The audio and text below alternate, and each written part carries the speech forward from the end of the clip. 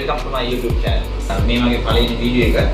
මේකෙන් මම අද පෙන්නන්න යන්නේ කොහොමද මම මේ වගේ tank setup එකක් කරගත්තේ කියලා.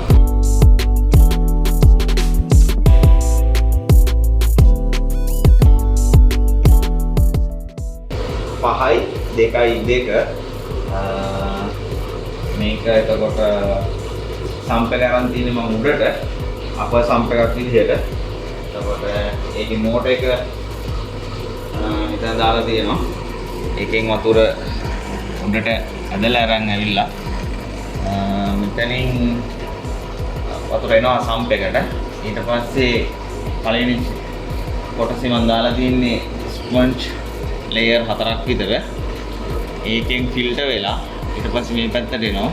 මම පාවිච්චි කරලා තියෙනවා මෙතන ස්පොන්ජ් තියෙනවා, K1 තියෙනවා.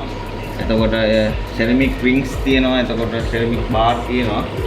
ඊට අමතරව මම මෙතන එකතු කරගෙන තියෙනවා අන්තිම එකෙන් වතුර ඇතුළට ටැංක් එකට ඉන් වෙන තැනට කොරල් කෑලි වල pH එක බෑන්ස් කරගන්න පුළුවන්. ඒකෙන් මෙතනින් වතුර ටැංක් එකට ඉන් වෙනවා. මම මේකේ රූෆ් එකක් පාවිච්චි කරලා නැහැ. රූෆ් එකක් ඉදුවට මම මේ වගේ දැලකින් ගහලා මේ ස්ටෝන් බට අරගෙන දැලක් ගහලා තියෙන්නේ. ඒකෙන් උඩින් මම මේ වගේ ෆෝටෝස් ගලක් දාලා තියෙනවා, ගලක් දෙකක්. ඒකේ මුල් ටික අදහස් කරන මේ වගේ වතුර යටට ගන්න. ඒකත් දැන් වැවෙන ගමන් තියෙන්නේ. මෙයාලා වෙලාවකට දඟලනකොට මේ ඔක්කොම කැඩිලා යනවා. මේ ටැංක් එකේ ගොඩක්ම හයිලයිට් වෙන මාළු දෙන්නෙක් විදිහට අපිට මේකේ මේ ඇල්බිනෝ අරවාන දෙන්න ගන්න පුළුවන්. ඒ දෙන තමයි මේකේ හයිලයිට්ම මාළු දෙන්න විදිහට මම දාලා ඉන්නේ.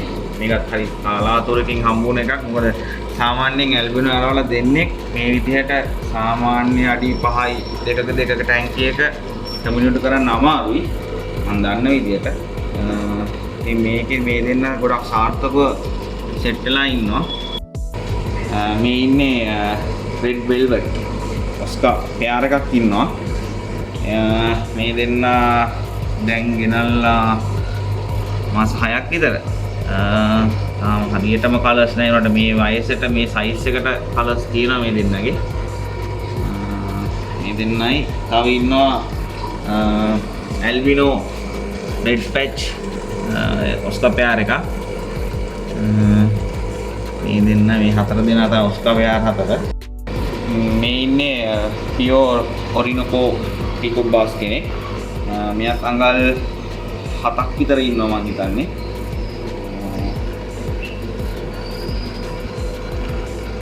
ඉන්නේ බයිච කෙනෙක්.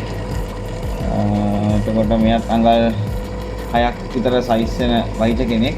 මෙයා ඉතින් ගොඩක් වෙලාවට ඔතන ඔය මෝටර් ඇස්සේ තමයි යා මේ වාසස්ථානීය කරගෙන තියෙන්නේ. ඊට අමතරව අතන ඉන්නවා තව ටයිගර් කෙනෙක්. එයා නම් මේ වෙලාවේ මේ දැන් කොටු අස්සට ගිහිල්ලා ඉන්නේ. මේනවද දන්නේ. එතන ඇතුලේ ඉන්නවා. එයාගේ අපි පස්සේ වීඩියෝස් එක ගේනකොට ගේන්න. මේ ඉතින් මෙයා තමයි මම ඉස්සෙල්ලා මොන්ස්ටර් ෆිෂ් කෙනෙක් විදියට හදන්න ගත්තේ. ඒත් ඔය වීඩියෝ එකකින් දැකලා ආසා හිතිලා. මෙයා ඉතින් හරි දඟයි මේ විදියට. දැනට මම මගේ මොන්ස්ටර් ටැංක් එක මම සෙටප් කරගෙන තියෙන්නේ. ඉතින් බලමු ඉස්සරහට මොකද වෙන්නේ කියලා. ලස්සන වීඩියෝස් ටිකක් ගේන්නම් මම. ඒක කොහොමද වෙන්නේ, ඉස්සරහට මොනවද අප්ඩේට් වෙන්නේ, මේගොල්ලන්ට කොහොමද අපි ෆීඩ් කරන්නේ, ෆීඩ් වීඩියෝ එකක්. ඒ වගේ අපි ගේමු.